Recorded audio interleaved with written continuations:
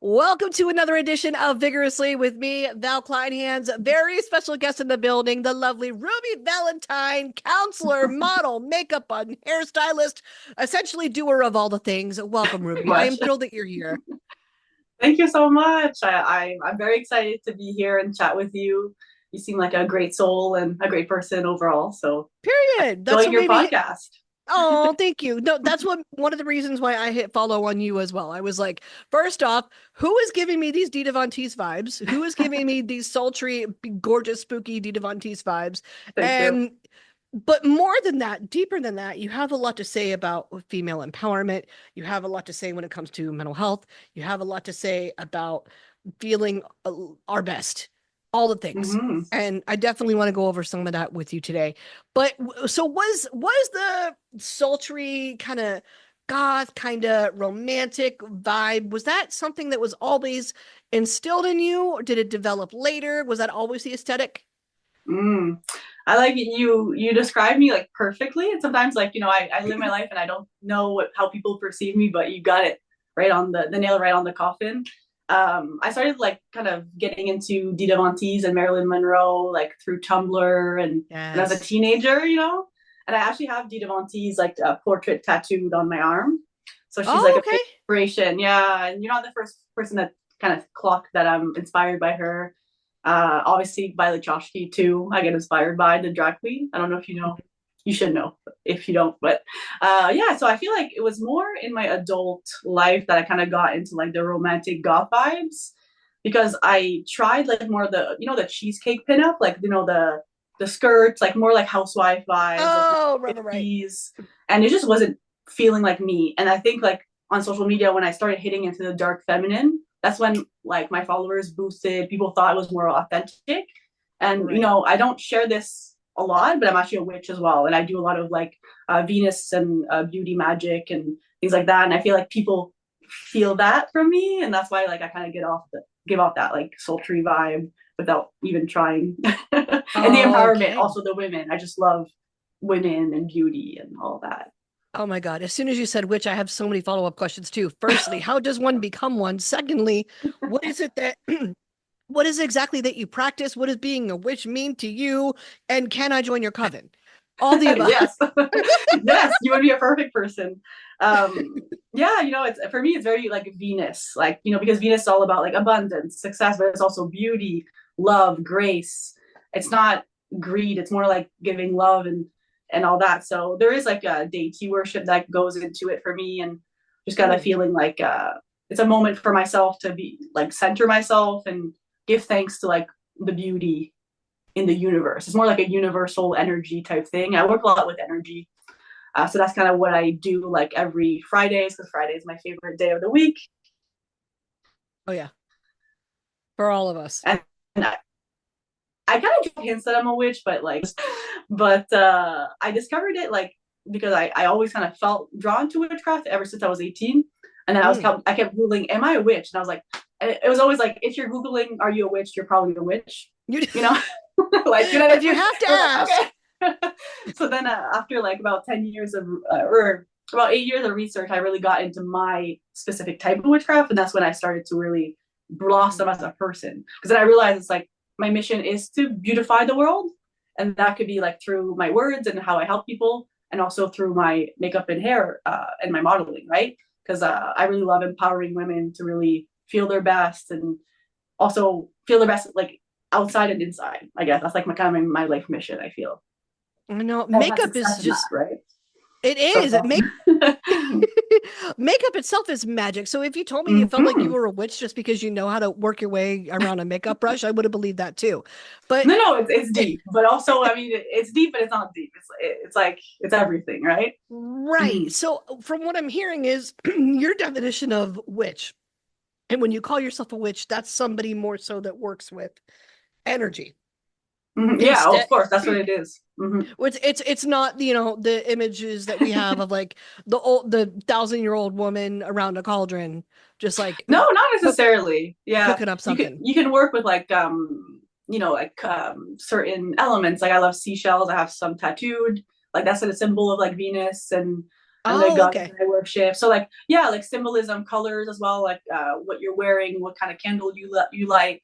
So I'd say like if someone's interested, or even if you're interested, like research all types of witchcraft and then see what you align yourself with, right? Mm. Because like what is calling you is what you're meant to practice. Because there's so many different types. Like honestly, you could have a podcast. There is a podcast actually that exists that just talks about all kinds of witchcrafts that exist. Like it's crazy. Yeah. There's a couple of them, like, and they're Mm-hmm. fascinating because Oh that's yeah, what so opened my interesting. eyes. Yeah, they are. It opened my eyes to the fact that there's a million definitions for what a witch even is, too. Like Mm-hmm. it goes beyond those cartoons and those Disney movies that we saw Yeah. Oh, when we were totally. younger.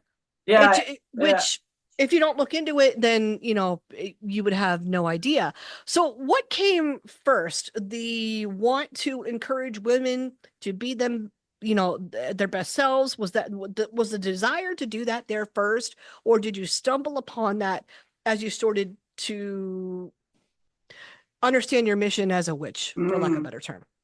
It's a good question. It didn't start from that, but it was intensified by that, if that makes sense. So Okay. like when I first realized I wanted to help women, was in university when I started social work, because like I was looking for something that I can help people and I wouldn't need to do a bunch of school. So like I wouldn't have to do like a doctorate. So I was like, what can I do that can help people concretely? And I found social work. And when I started learning about feminism, that's when I was like, oh, like that's for me. Like I really, and then I was telling people in the university, like, I want to work with women one day. I'm going to work with women one day. So I was like kind of like the feminist of the cohort of the university. And then I kind of like left that dream down for a while. And now I'm like finally starting my own practice because it really is what I'm supposed to do. And my deeper Yes. connections with my clients are always with women, like my women clients at my job. So I'm like, I know I'm supposed to do it. And then with my witchcraft in the last like 3 4 years, it's really intensified like that need to help specifically women or non-binary people. Like I'm open to that as well, or trans women Okay. too. Yeah, What's the origin story behind I have this desire to help people and help bring their best selves out? I think it's like you feel it in your soul, like you feel it in your gut, right? Mm, And like in social work school, and I was thinking about that today, they were saying like to be a good social worker, like you kind of have to be like outraged about certain things. And right. like I feel a lot of outrage and like a lot of empathy for people, and I want to help them. Like, you know what I mean? Like, I'm Mhm. not just gonna stand there and let you suffer. You know, so Yeah. I have a lot of that action towards like helping people. But my mom also like works with people on the spectrum. Like, she's also a very caring and nurturing person. So I feel like maybe I got it from her. Hmm. But I feel like if you're good at something, you want to do it. And for me, like even at the beginning at my first internships, like I got people coming up to me and being like, "You're really good at this. Like you Oh, have like an ability to connect with people that's like not just like anyone can do. It's like innate yeah. in me." So I'm like, why wouldn't I use that? And my day job's going really good. Connections are really great at work. So that's why I'm starting my practice. I wouldn't be starting it if I sucked at my job.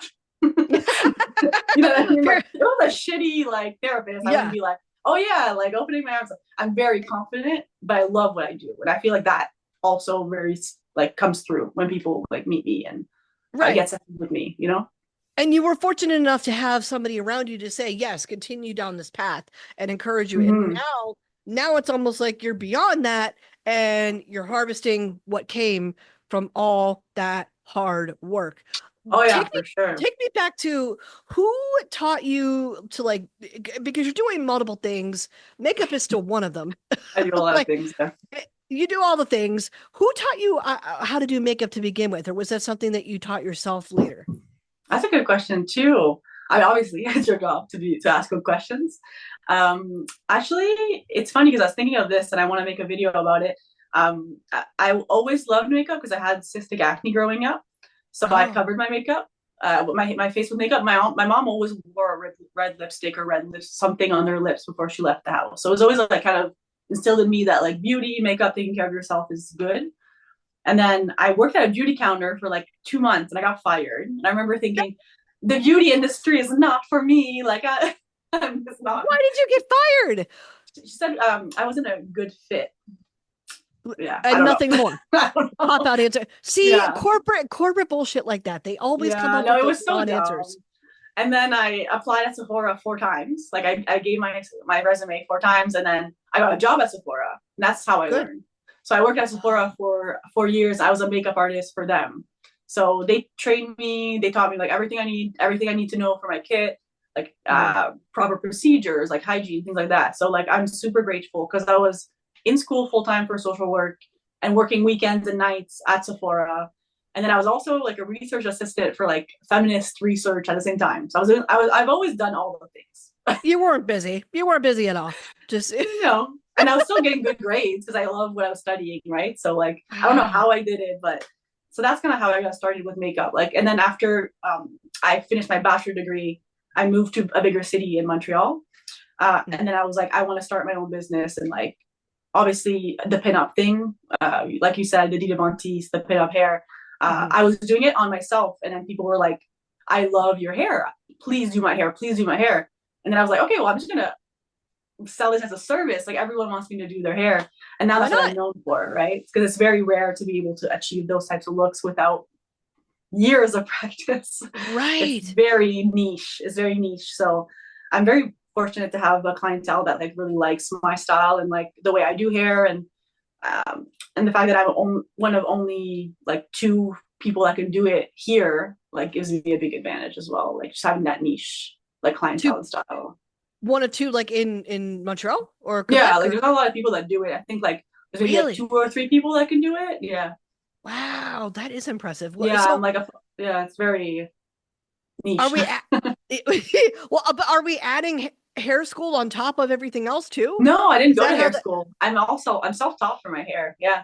And like it's crazy beautiful? because I do probably more hair than I do makeup, which is kind of hard to believe, but I'm fully self-taught. I'm just someone that's always styled their hair like growing up. I used to like do different hairstyles. Like I do braids, I'd like straighten it, I'd curl it, I'd put extensions. Like I always was like good at hair. Mhm. Um and yeah, I just like learned. So I've been doing hair for like maybe 7 years. Yeah. Okay. So So I've were practiced obviously. yeah, were you like scared shitless the first time you took scissors to real hair? Oh, I don't cut. I just style. Oh, got it. Okay. But I have Clarification. cut hair Okay. for like friendly clients, like just like a little the end. But no, I Trims. don't cut. I only style. So I Right. do mostly like photo shoots, events, a lot of photo shoot stuff. Of course, like it Uh, just works for me. Okay, you're smarter than me because I took scissors to my own hair, and that's how Oh, the I do that shag. too. I've took it to, and that's how the shag like started, and it's beautiful. It's love it. I Yeah, love it it. works. I want to grow it even more, but but my hairdresser was like, "What are you doing? Don't do that! Like you're gonna Oh, miss so many spots on your head." And I was like, yeah, "Nah," but I especially was a just so mullet excited. I know. or a shag.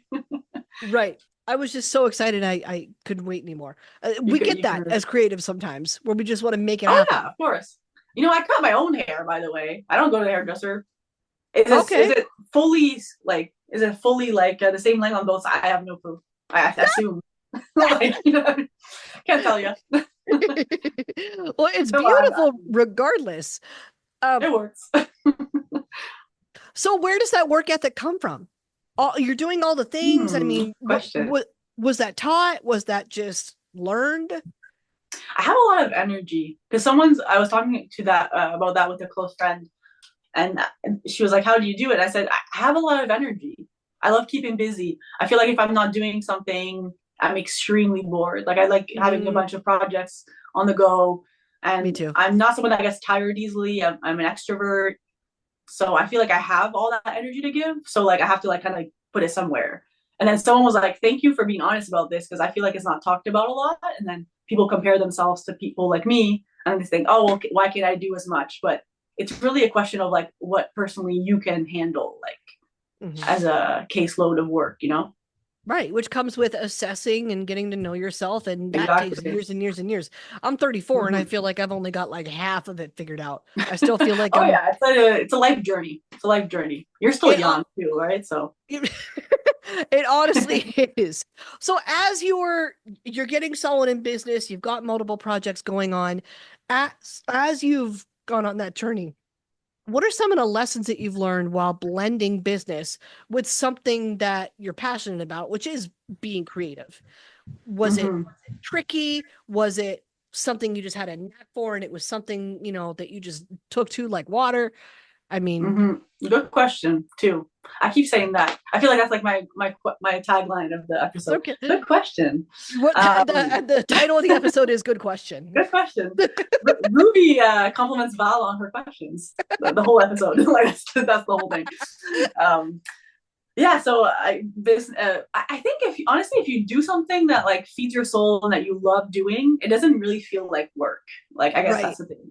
But I think like in order to be successful at something, you need to have like a really good business ethic. So like I'm very punctual, like I'm very communicative. Like there's things that you need to like really be on top of, even if it's like a creative endeavor. Like just because it's creative doesn't mean doesn't it's not meaningful, right? Like I've done wedding days for people. Like you need to be like on top of that because if not, it doesn't work. But my new business venture, as in like kind of having my business, having two aspects of my business, it is very new and I'm navigating that.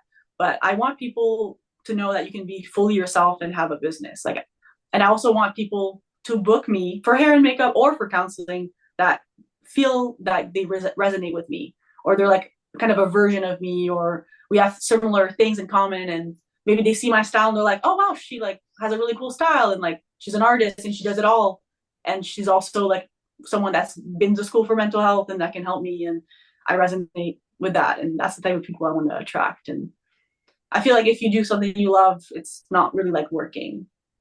Yeah. Let's dive deeper into the new stuff that you hit on a little bit ago. Surviving Mm-hmm. the digital age. It's your Yeah. ebook. You've got it out now. Mm-hmm. How much of the book is autobiographical? Because I know that you're a content creator too, and sometimes doing the damn thing can burn us out. Oh, it can Yeah, burn us out. it's so crazy. Yeah, no, you're so right. Like honestly, the book idea, like it came to me. I was at the office, and I was like, it was like a. I saw the book cover. I saw everything like Oh, I love all that.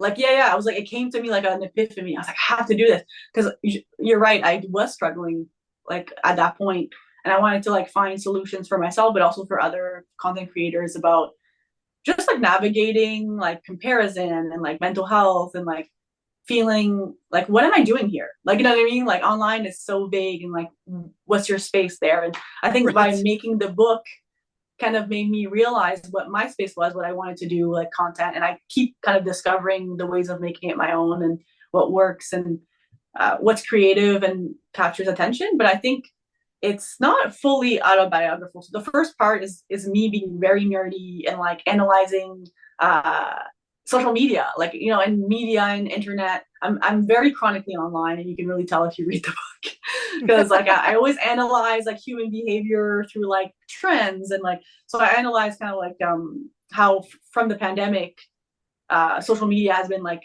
everything, like TikTok, and everyone's online more than ever, you know, because of that. And how shopping's online now. People rarely go into stores, and like it's crazy. All that aspect. Like I don't go to Sephora anymore. I shop online. Like I used to go into the stores, right?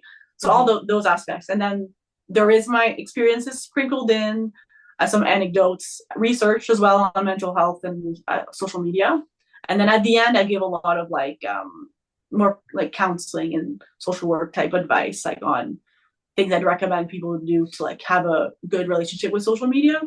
Mhm.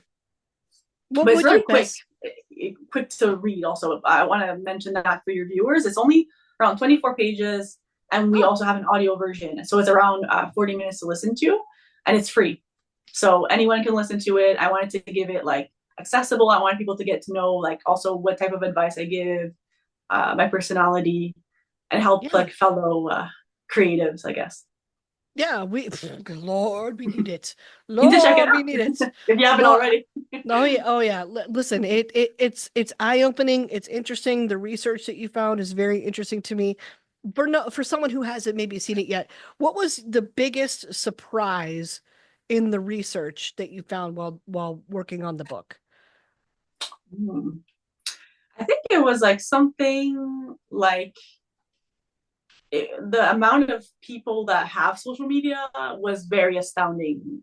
Well, a Like, lot. It's a yeah, lot. like I feel like it was like 90% of like young adults, something like that, was like checking their phones every day or like we're on social media. So Yeah. I forget the exact number because I'm like my memory is but like the number of people that are on social media, it's kind of insane. So like it's not going anywhere. That's also why I wanted to write the book, because I was like, this is a reality now. That's what it is, Yeah. surviving the digital age. Like that's really what I wanted to like uh, give as a message. That's why like in the book cover I'm like fighting like with my little laser gun. Like I'm like surviving, right? Like Yes. so that's the thing. It's like I think realizing how much it's very prominent in our society, but also researching like with other social media experts, like the fact that consistency is very key, is very much key. So I feel like a lot of people get discouraged. So they start posting and then they don't do as well sometimes. And they're like, okay, well then screw this. Like I'm not going to be successful anyways. And it's like, if Right. you keep going, you could be. It's just, you need to know and be passionate about what you're doing, right? Yeah. If you're just doing trends once in a while and you think you're gonna become big, or you think you're gonna have some extra added income or projects from it, I mean, no, you have to be Yeah. consistent, right? I have always thought that that just goes along that desire for instantaneous reward. I've always thought that that Mm-hmm. just goes along with how our brains have been trained since what you hit on earlier. Yeah, Everything has become that much more digital since the pandemic, really. definitely have changed our brains. Right, because we're so used to we can order food online and it's here in 15 minutes or you know Yeah, what I I mean? order food too Like much. we're so used to that anymore Mm-hmm. that it's almost like a shock when something takes a minute or something or like people will get like angry about the fact that like something normal it takes that could take a minute or has to go through a process and it takes No, time. exactly. Like, oh my God, I feel like And I I'm deal not with saying that I don't every struggle with day. that anymore. Like, you know, I'm not saying Yeah. like I wrote the book and I'm like, oh my God, I'm magically cured of all like things that are affecting me. Like, no, I mean, I wrote the book because I know certain things and I wanted to give certain advice, but I take my own advice from the book all the time. Like since I wrote Yeah. it, I'm like, I wrote this. I need to like listen to this advice. Like I give myself advice like all the time. Like I guess that's the bonus of being a therapist. I guess you like help yourself. Do you help Yeah. yourself a lot? Do you does like Yeah. your Oh own yeah. advice? Oh See yeah. that Sometimes I'm that like, to me, I just gave this advice to my friend. I need to like take my own advice like all the time. Yeah. you must view yourself as your own best friend then. And I'm still working on Yeah. that. Low key. Yeah. Pretty much. A I know. Like good but way for of you to seeing like it. right, for you to like listen to it and really take those words in, I'm like, Mm-hmm. man, you got to be looking It's at more like yourself. reminders. I feel like sometimes when like I've done a lot of therapy, I've done a lot of work on myself, and like I'm very much into self improvement. Like I want to always become a better version of me, and like I feel like sometimes like we're on a path, and then we kind of deviate, but then we need like things like tools and things we know to like remind ourselves to be like, okay, yeah, we have to go back, you know. Yeah. So that's why therapy helps, but also like yeah, taking my own advice. And even I started a folder of like all the nice comments from people and like positive encouragement Oh, from friends. And when I've had a good video and like people were like, oh, thank you for posting this, it helped me a lot, like saving all of those. Because when you do have the times where the algorithm isn't in your favor, you tend to be like, oh my God, why am I even doing this? Like this is for nothing, especially when you work yeah. with mental health and stuff like that. So I think like having that folder, I've been told that it's very good for people that work online, just to remind yourself that like, you know, the algorithm has ebbs and flows, and it's not you, it's not your content. Hmm. You are worthy, and you should keep posting. Like it shouldn't be about like the views, you know. Yeah, it's written proof. I mean, when you're going Mm-hmm. back and referring to those nice comments and the thing Mm-hmm. and those moments where your followers are feel like they got something from you or whatever, like Yeah, exactly. that's reassurance. That's fact. That's written Mm-hmm. down. You can't argue that. That And that someone, was me, right? Like that was yeah, my video, that was my person that made that person write that. So it's like kind of like, okay, yeah, like, you know, I can't base my worth off of social media. And you know, mhm. we know this. It's more like our brain and like society like kind of gets in there. And that's why I wanted to write the book, right? Like to help people with that, because I know how it feels, right? I know. So what is next for you? What can we look forward to coming from you? Ooh, that's a loaded question. I'm actually, you know, I'm gonna give a little hint, but I'm definitely working on a podcast too. Oh, Yeah, fun! All yeah, right, I can't yeah, yeah. wait. It's definitely, it's gonna be very me, you know. And I've told you like I'm an extrovert. I love people, and I have so many interesting friends, like content creator friends, and people that have had a huge impact, and that I kind of want to know like their perspective on certain things, and I think it's going to be Mm. a cool idea that will be coming out probably like in the early 2025 if everything goes well. But yeah, Okay. We're gonna look for but that. And the more the there's merrier. I honestly, I love podcasts. I'm always listening to podcasts. Like it's definitely something I'm really interested in. I think you have to kind of go with that too, right? yeah, they're fun. They're a vibe. Like you can, and I like the fact that you can just get the tone and vibe from someone's inflection in their voice. Mm-hmm. It just me, I don't know, it just adds a layer of like making something personal to Oh it. yeah. Oh yeah. And also like, visual. So for me, like I'm such a visual person, like having the thing go on YouTube, people can see like how I'm dressed, how the person that I'm interviewing is dressed, or if it's a solo podcast, like, me, I'll definitely talk about what I'm wearing. And also I wanted to mention, I'm Yes, wearing, I don't know if can people see the, people will see on you. We'll see on YouTube, but for those okay, that they will see are it. listening, it's a Peter Steele shirt. For those that are I'm wearing a listening, Peter Steele shirt. It says, I it love is you to death. gorgeous. Yeah, Yes, love you I to wore it death. It's specifically mesh. for It's Val. beautiful. I wanted to wear Oh, it for Val because I know Val loves Peter Steele. And yes. typo negative, and I love typo I negative just, too. So I mean, yeah, Peter is nice to look at. Facts are facts, but I mm-hmm. mean, The but I, music. it's the music. It's the music. It's the it's the time of year that they celebrate. That happens to Mm-hmm. be my favorite time of year. I mean, Same, yeah.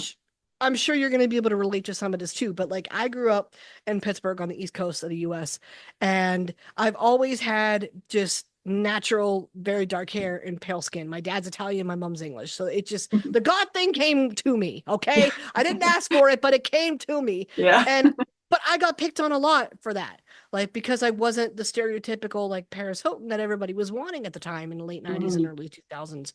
And when I started to put typo on, I was like, "Oh, these dudes are fucking making a Mm. career out of the gothic out of the Yeah, and he gothic. So loves pale it's skin and okay." dark hair, I feel like he Yes. kind of likes that vibe, like the vampire look almost. Yeah. Kind of, but it made me feel like, oh, my natural being is okay. There is somebody out there doing Aw. something that sort of looks like me, but they're doing the thing and they're doing it and having success and they're finding their Oh own yeah, that's community. And I was awesome. like, that's something that I needed to see in a world full of like the Olsen twins and Nicole Richie. Like nothing against them, but I mean nothing Yeah, against them. honestly. They're funny as hell and I'll watch The Simple Life all day, but it's nice to see representation on screen is what Yeah, I'm no, for sure. No, definitely. No, I mean, yeah, like, being curvy and like having, like you said, dark skin. Honestly, being an artist, you don't really feel like you fit in quite well never. anywhere, really. That's why Yeah. subcultures that are alternative always, well, I mean, especially after my adult years have very much spoken to me. Like, and I feel Mhm. very welcome in alternative communities, subcultures, rather than like more pop culture. Even though I like to be aware of pop culture, I like to know like what the masses are saying, like what's Yeah. popular. I feel Me like there's a too. lot of Because power in that. well, there is, You're and smart. then it's entertaining. It's Yeah, entertaining it's too. entertaining.